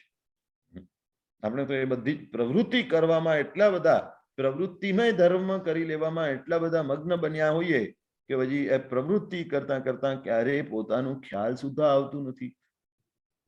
અને એ બધી જ પ્રવૃત્તિઓ અલ્ટિમેટલી આત્મતત્વને પામવા માટેની છે, એ ખ્યાલ સુદ્ધા રહેતું નથી.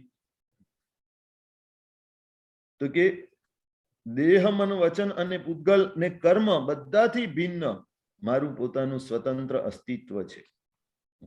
અને એ અસ્તિત્વને યાદ કરવા માટે પ્રભુના દર્શન પૂજન ભક્તિ વગેરે કરતા કરતા પ્રભુ જેવું જ મારું એઝ ઇટ ઇઝ, જેવું પ્રભુનું છે એવું જ મારું અસ્તિત્વ મને યાદ આવે. એના માટે પ્રભુની ભક્તિ છે, એના માટે પ્રભુની આરાધના છે, એના માટે ધર્મની પ્રવૃત્તિ છે. એ પ્રવૃત્તિમય ધર્મ અલ્ટિમેટલી નિવૃત્તિમય ધર્મ તરફ લઈ જાય.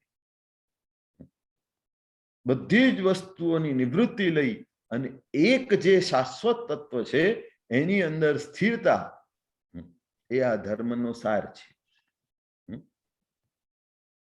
આ જ એકત્વ ભાવના છે. એકલો આવ્યો છું, એકલો જવાનું છું. સંસારના આ બધા જ સંબંધો સ્વાર્થજનિત સંબંધો છે, અને બધા જ ટેમ્પરરી છે. આનાથી જો ચિત્તને ભાવિત બનાવ્યું હશે ને, તો જ્યારે સંસાર છોડવાનો વખત આવશે ત્યારે કોઈ એવી આસક્તિ નહીં રહે, ત્યારે કોઈ એવી દુર્ધ્યાન નહીં રહે, અને ત્યારે ચિત્તની અંદર એવો સંક્લેશ નહીં રહે.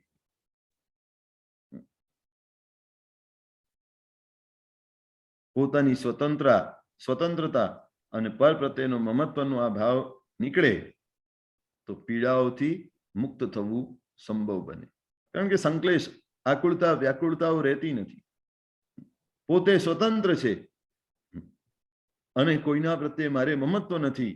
હું મારો ઇન્ડિવિજ્યુઅલ સ્વતંત્ર આત્મા છું. બધા પોતપોતાના સ્વતંત્ર આત્મા છે. એ વાતનો ખ્યાલ આવે એટલે સંક્લેશો છૂટા થઈ જાય. આ પરભાવોની લાલસામાં જ અજ્ઞાની વિષયોમાં આસક્ત બને છે. વિષય સુખોમાં, ભોગોમાં અજ્ઞાની જીવ ક્યારે આસક્ત બને છે? જ્યારે પોતાના પ્રત્યે શ્રદ્ધા નથી અને પર મને સુખી કરી શકશે એવી ભાવનાથી લોકો પીડાય છે. તૃષ્ણાઓ, ઈચ્છાઓ ને અપેક્ષાઓ વધારે છે અને એ જ્યારે પૂરી થતી નથી ત્યારે દુઃખી થઈ જાય છે. એટલે સુખની શોધમાં દોડાદોડી કરતા કરતા અલ્ટિમેટલી મળે છે શું? તો કે દુઃખ. હું પોતે શુદ્ધ આત્મ તત્વ છું અને અનંત સુખ, અપાર સુખ મારી પાસે છે. અપાર સુખનો હું માલિક છું.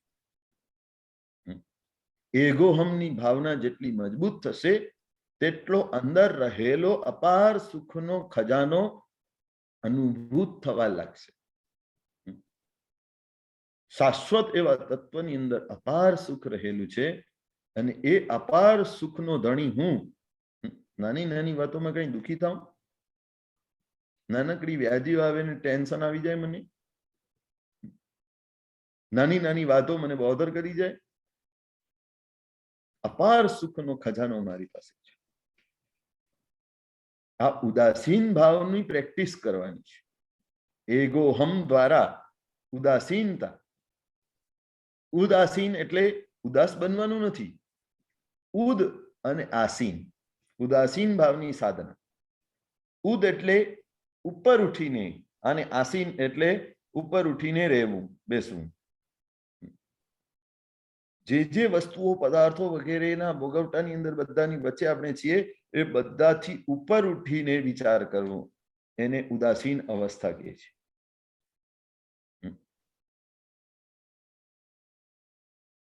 પુત્ર, પરિવારો, સ્વજનો, સંબંધીઓ કે પર વસ્તુઓ, પર ભાવો એ બધા મારા નથી. હું એ બધાનો જોનાર છું. હું એ બધાનો જાણનાર છું.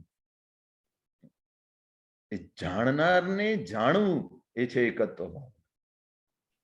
આપણે આખા જગતને જાણવામાં આખું જીવન ગુમાવ્યું. આખા જગતને જાણવાનો પ્રયત્ન કર્યો. કોણ કેવું છે એ બધું જ જાણવાનો પ્રયત્ન કર્યો, પણ હું કેવો છું એ જાણવાનો પ્રયત્ન સુદ્ધા બિલકુલ થયો નથી. જ્યારે જાણનારો જણાય છે એ જ સાચી એકત્વ ભાવના છે. એકત્વ ભાવમાં શું કરવાનું છે? જાણનારાને જાણવાનું છે. જાણે છે કોણ? આત્મા. જે આત્મા જાણે છે એને જ જાણવાનું છે, એને જ સમજવાનું છે. આ એકત્વ ભાવથી ચિત્તને વાસિત કરવાનું છે. જ્ઞાનાદિ અનંત ગુણો એ તારી સંપત્તિ છે, વિશાળ સંપત્તિ છે. માટે તું પરના નાનકડા નાનકડા સુખની લાલસામાં તું રહે નહીં. દોડાદોડી કરીને તું ખેદ ન પામ. અપાર સુખ તારી પાસે છે, અપાર આનંદ તારી પાસે રહેલો છે. જેમ સોનું છે, સોનું જો બીજા પદાર્થોની સાથે મિક્સ થાય તો શું થાય કે સોનાની અંદર જે કોમળતા છે એ કોમળતા હટી જાય અને સોનાની એવી દુર્દશા થાય કે એ હાર્ડ બની જાય, અને એ હાર્ડ બની જવાના કારણે એને જુદા જુદા શેપ્સ આપવામાં આવે અને એ શેપ્સની અંદર એ કાયમ માટે અથડાતો કૂટાતો જુદા જુદા ફોર્મ્સ લેવા માંડે. એવી રીતે આત્માનું શુદ્ધ જે સ્વરૂપ છે એ કર્મોની સાથે મિક્સિંગ થવાના કારણે એવી એની દુર્દશા થઈ ગઈ, એવી ભેળસેળના કારણે વિચિત્ર વિચિત્ર ભવો એને કરવા પડ્યા, વિચિત્ર જીવનો એને જીવા પડ્યા, વિવિધ રૂપો લેવા પડ્યા કે શુદ્ધ એનું સ્વરૂપ ખોવાઈ ગયું. છે હાજર જ છે, એનું અસ્તિત્વ હાજર જ છે. બીજી રીતે એમ જોઈ શકાય કે જ્યારે સોનું શુદ્ધ હોય છે ત્યારે માટીની સાથે ભળેલું હોય છે, તે છતાં પણ માટીનો એને સ્પર્શ સુદ્ધા થઈ શકતો નથી. સોનાની એક લગડી હોય, સોનાની ગીની હોય અથવા સોનાનું કોઈન હોય તમારા હાથમાં, કીચડની અંદર પડી ગયો, તમે કહેશો જવા દો, ચલો કીચડમાં પડી ગયો છે, હવે ખરાબ થઈ ગયો, જવા દો હવે, એવું કહેશો કે ઉપાડીને પાછો ધોઈ દેશો? ઉપાડીને ધોઈને પાછું રાખી દેશું, કારણ કે ખ્યાલ છે કે સોનું એના શુદ્ધ સ્વરૂપે જ રહેશે. એના ઉપર જે કીચડો લાગી છે એ તો હટાવી શકાય છે. એવી રીતે અત્યારે જે આપણી દુર્દશા થઈ છે ને, એ તો ટેમ્પરરી છે, એ તો કીચડ જેવી છે, એને તો ધોઈને કાઢી શકાય છે. એનાથી કઈ આત્માની દુર્દશા થાય નહીં. આત્મા તો સિદ્ધ પરમાત્મા જેવો જ છે. અપ્પા સો પરમ. કેવું સૂત્ર આપ્યું? આત્મા એ જ પરમાત્મા સ્વરૂપ છે. અને માટે પ્રભુ અને આપણી વચ્ચે દ્રવ્ય દ્રષ્ટિએ કોઈ ફરક નથી, ગુણ દ્રષ્ટિએ ફરક નથી, માત્ર પર્યાય દ્રષ્ટિએ જે ફરક છે એ પર્યાય દ્રષ્ટિને કાઢી નાખવાની છે. તો આપણે પ્રભુ જેવા જ છીએ. આ એગોહમ એકત્વ ભાવ આપણને શ્રદ્ધા બેસાડે છે કે હું પોતે પરમાત્મા સ્વરૂપ છું. હું પોતે પરમાત્મા સ્વરૂપ છું. મારે કોઈ પરમાત્માને માણી લેવાની જરૂર નથી, ભજી લેવાની જરૂર નથી. આ પ્રભુને ભજું છું શેના માટે? તો કે મારું ભૂલાયેલું સ્વરૂપ મને યાદ આવી જાય, એના માટે પ્રભુને ભજું છું. પ્રભુ તો માત્ર આલંબન છે. પ્રભુ ભક્તિ, પ્રભુ પૂજા, આ બધા ધર્મના અનુષ્ઠાનો, ક્રિયાઓ એ બધું આલંબન માટે છે. એ આલંબન શું કામ કરે? જેમ નાનકડો છોકરો હોય, એને ગણતરી ના આવડતી હોય તો એને આલંબન આપવામાં આવે. પહેલા તો બીડ્સ આપવામાં આવે, બીડ્સ થી એને ગણતરી કરાવવામાં આવે. પછી આંગળીઓ આપવામાં આવે. ભાઈ 2+2 કહેવું હોય તો આ હાથમાં બે આંગળીઓ ઊંચી કરો, આ હાથમાં બે આંગળીઓ ઊંચી કરો, અને 2+2 કરીએ તો બંનેને જોડીએ તો 4 થાય. એવી રીતે આલંબન દ્વારા શીખવાડવામાં આવે. અને પછી ધીરે ધીરે જેમ એનું આ જ્ઞાન મજબૂત થતું જાય, પછી આ આલંબનો છૂટતા જાય. પછી કાંઈ એને આલંબનો વારંવાર આંગળીના વેઢાઓ ગણવાની કે આંગળીઓ ગણવાની જરૂર પડતી નથી. એવી રીતે પ્રભુની દ્રવ્ય પૂજા, પ્રભુની ભક્તિ, પ્રભુની આરાધના એ બધું આલંબન માટે છે. શેના માટે? તો કે એના દ્વારા આપણને આપણું પોતાનું સ્વરૂપ યાદ આવે માટે. અને આ સ્વરૂપ યાદ આવવું એ જ આ એકત્વ ભાવનાનો સાર છે. મારે મારા સ્વરૂપની અંદર સ્થિર થવું છે, મારે મારી અંદર ઉતરવું છે. આ બધું જ ધર્મ કર્યા પછી અલ્ટિમેટલી શું? બધું કરી લીધું, 2 ટાઈમ પ્રતિક્રમણ કરી લીધું. જો પર્યુષણ આવશે હવેથી ચાતુર્માસ સ્ટાર્ટ થવાનો છે હવે, અને પછી 50મા દિવસે સંવત્સરી આવી જશે. એનાથી પહેલા 42મા દિવસે પર્યુષણ સ્ટાર્ટ થઈ જશે. અને એ પર્યુષણની આરાધના માટે બધી જ પ્રકારની દોડાદોડી કરી લેશું. 2 ટાઈમ પ્રવચનમાં જઈ આવશું, પૂજા કરી લેશું, એકાસનું વગેરે તપસ્યા કરી લેશું, સામાયિકો કરી લેશું, જાપ કરી લેશું. આરાધના જેટલી બને એટલી વધારેમાં વધારે 8 દિવસની અંદર કરી લેશું. પણ આ 8 દિવસની આરાધનાનો અલ્ટિમેટ ગોલ શું? અલ્ટિમેટ લક્ષ્ય શું? તો કે સ્વ સાથેની ઓળખાણ આપણી આ 8 દિવસની અંદર થવી છે. સ્વની આરાધના, સ્વ સાથેનું અનુસંધાન, કનેક્શન એવું જોડાય કે પર સાથેનું કનેક્શન તૂટી ગયું. તપસ્યા એ કરવાની વસ્તુ નથી, તપસ્યા એ થઈ જાય. ઉપવાસ કરવાની વસ્તુ નથી, આહાર છૂટી જાય. પ્રભુએ તપશ્ચર્યા કરી નથી.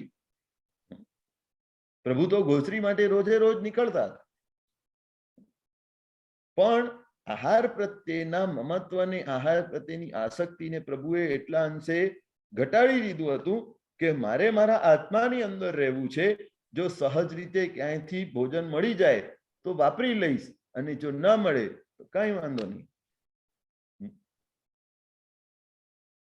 સહજ રીતે થતું આ તપ, અને આપણે એ પ્રવૃત્તિમય રીતે કરવા માટે એ તપ કરીએ છીએ, અને માટે એનો આપણે ભાર લઈએ છીએ. આપણને ભારરૂપ લાગે છે.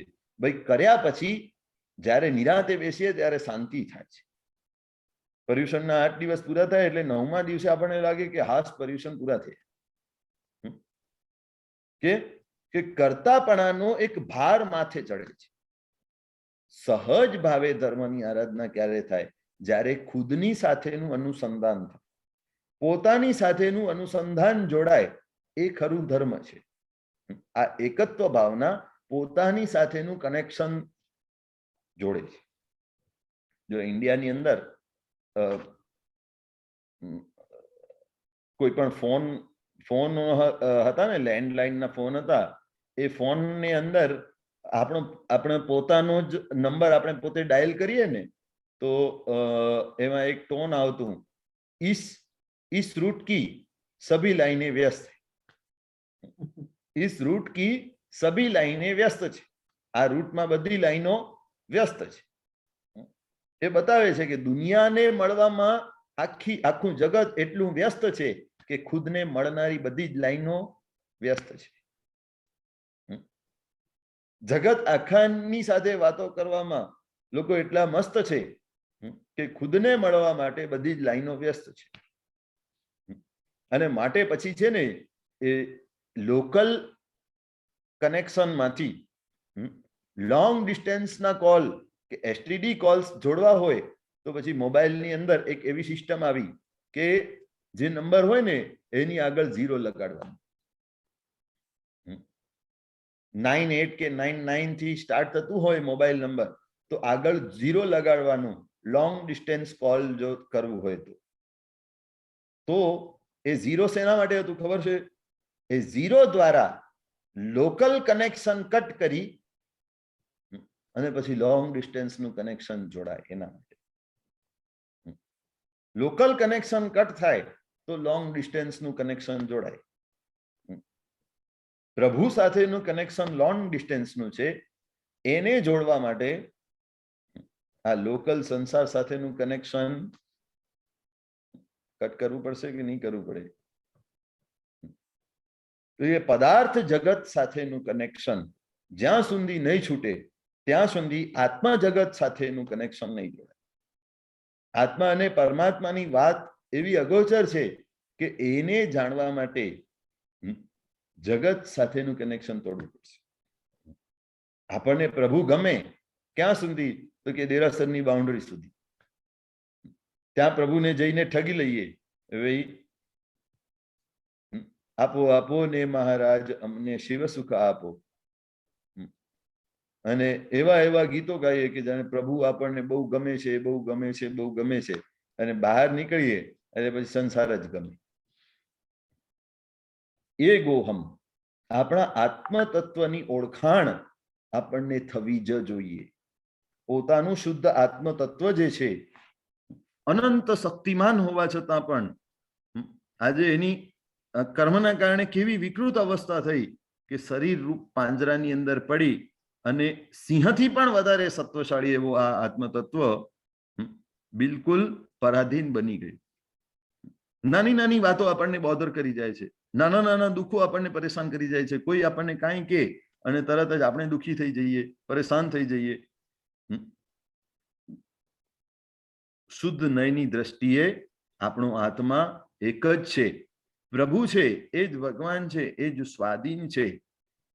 અને એ વિકૃત દશામાં કર્મના આવરણના કારણે એ કર્મો કરે છે, કર્મોના ફળ ભોગવે છે. વ્યવહારની દ્રષ્ટિ કરનારો ભોગવનારો કોણ? વ્યવહારની દ્રષ્ટિએ આપણો આત્મા એકલો જ કર્મ બાંધે છે અને એકલું જ કર્મ ભોગવે છે. આપણે ગઈકાલે જોયું ને, અશરણ ભાવનાની અંદર કોઈ એમાં ભાગ પડાવી શકતું નથી. કોઈ આપણી વ્યાધિઓ, દુઃખો, પરેશાનીઓ પોતાના માથે લઈ શકતો નથી. આપણને સાંત્વન આપી શકે છે, આપણને અનુકૂળતાઓ આપી શકે છે, આપણને સારા બે શબ્દો કહીને, સારું સારું કહીને આપણને ઠારી શકે છે, પણ આપણું દુઃખ કોઈ લઈ શકતું નથી. એ જ બતાવે છે એગોહમ. મેં કર્મો કર્યા તો મારે ભોગવવા પડશે. પ્રભુના દર્શન વગેરેથી આ આત્મા સાથેનું અનુસંધાન મારે જોડવાનું છે. જો આ એગોહમ એ આત્મસ્મૃતિ માટેનો મૂળ મંત્ર છે. આ એકત્વ ભાવના એ સતત આત્મસ્મૃતિ કરાવે છે, આત્માની જાગૃતિ રખાવે છે. આત્મસ્મૃતિ અને આત્મ જાગૃતિ માટે આ એગોહમના મંત્રને ગૂંથવાનું છે. એગોહમ સતત એ ખ્યાલમાં રહે, 24 કલાક એનું અનુસંધાન રહે કે હું એક છું. સ્વની જ આ ઓળખાણ કરાવનારી આ એકત્વ ભાવના છે. અને એને જો ભાવિત કરવામાં આવે તો જેમ મહાપુરુષોએ કહ્યું, સ્વમાં વસ, તો સ્વમાં વસવાટ સહજ બની જાય. સ્વની ઓળખાણ થાય તો જ સ્વમાં વસવાનું થાય. જો પોતાની સ્મૃતિ જ ન હોય, પોતાની ભાન જ ન હોય, સ્વની ઓળખાણ જ ન હોય, તો સ્વમાં વસશું કેવી રીતે? સ્વમાં અંદર ઉતરીને સ્થિર થઈશું કેવી રીતે? તો એ એકત્વ ભાવના એ સ્વની ઓળખાણ કરાવે છે અને એના દ્વારા અલ્ટિમેટલી સ્વમાં સ્થિરતા માટે આપણને પ્રેરિત કરે છે. આ એકત્વ ભાવના ઇન્ટ્રોસ્પેક્શન માટેની ભાવના છે. ઇન્ટ્રોસ્પેક્શન અંદર ઉતારીને અંદર જાત સાથેનું અનુસંધાન, જાત સાથેનું કનેક્શન કરાવનારી આ ભાવના છે. અને બહુ સબ્જેક્ટિવ છે. એટલે મૂળ સબ્જેક્ટ જે આત્મ તત્વ છે એ ડાયરેક્ટ સબ્જેક્ટને પકડે છે, એટલે સબ્જેક્ટિવ છે. અંદર ઉતારનારી, ઇન્ટ્રોસ્પેક્ટ કરાવનારી, હું કોણ છું, ક્યાંથી આવ્યો છું, ક્યાં જવાનું છું, આ બધી જ ઓળખાણ, આ બધા જ પ્રશ્નોના જવાબ યથાર્થ રીતે અપાવનારી આ એકત્વ ભાવના છે. એના ખરેખરા જવાબ ક્યાંથી મળશે? તો એકત્વ ભાવનાથી વાસિત થયેલા ચિત્તમાંથી જ આ જવાબ આવશે. આ એકત્વ ભાવના દ્વારા સ્વની સાચી ઓળખાણ આપણને કરવાની છે. સ્વની ઓળખાણ દ્વારા સ્વમાં સ્થિર થવાનું છે, સ્વમાં વસવાનું છે. એ એકત્વ ભાવનાનો સાર છે.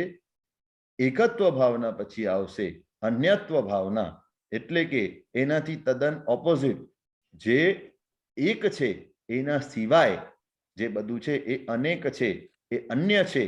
એ અન્યત્વની ભાવના એ હવે પછી આવતા સેશનની અંદર આપણે જોઈશું.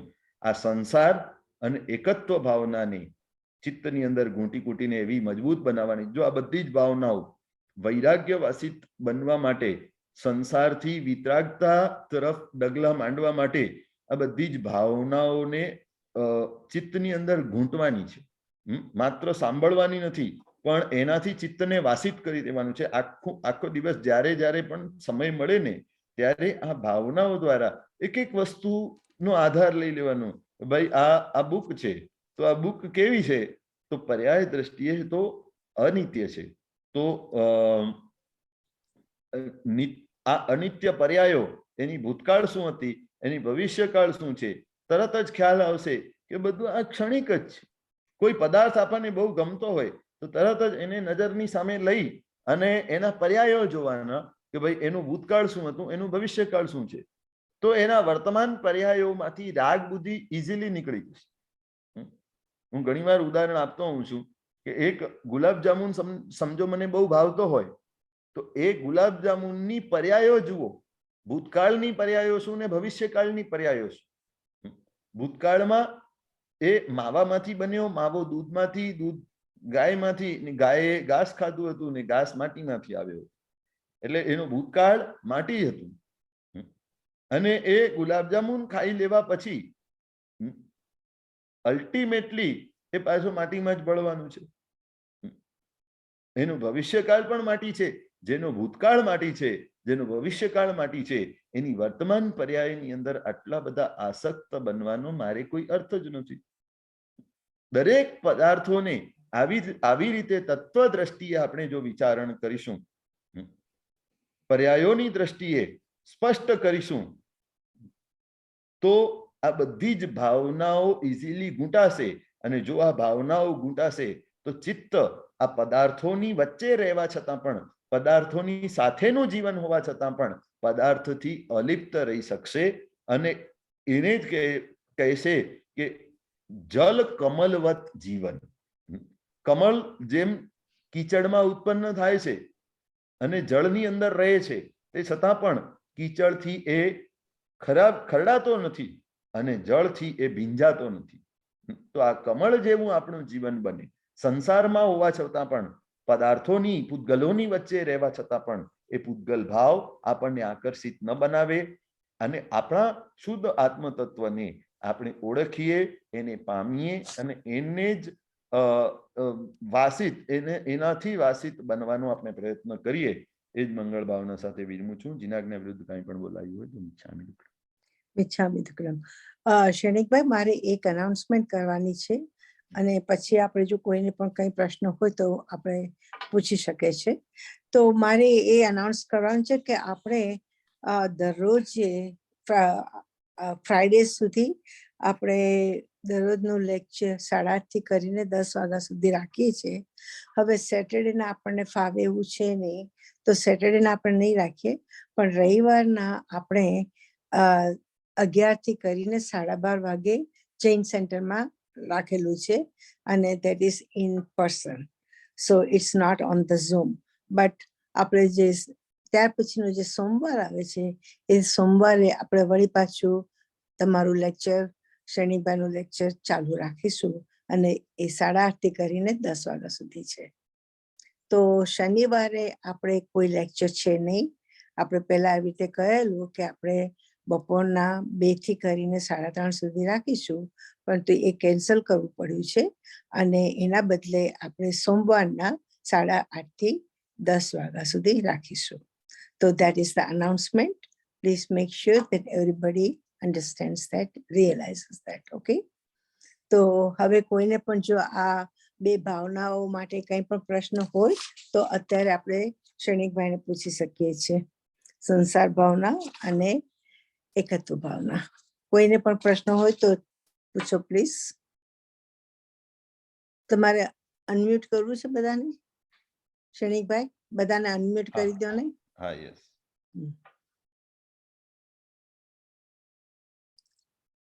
અને તમે કોઈને કઈ પ્રશ્ન છે?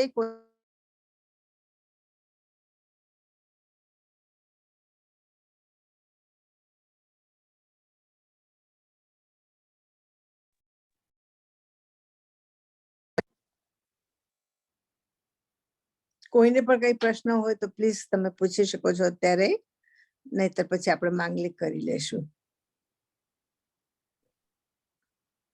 આઈ ડોન્ટ થિંક કોઈને પ્રશ્ન હોય તો આપણે માંગલિક કરીએ. સર્વમંગલ મંગલ્યમ સર્વકલ્યાણ કારણમ પ્રદાનમ સર્વધર્માણામ જૈનમ જયતિ શાસનમ. જય જિનેન્દ્ર. આવતીકાલે બધા સાથે તમારે જે તમે પણ, અને આપણે આવતીકાલે 8:30 વાગે મળીશું પાછા. ઓકે, જય જિનેન્દ્ર. જય જિનેન્દ્ર. બધા સાથે. Yes, thank you. ખૂબ ખૂબ પ્રણામ. જય જિનેન્દ્ર. પ્રણામ બધા.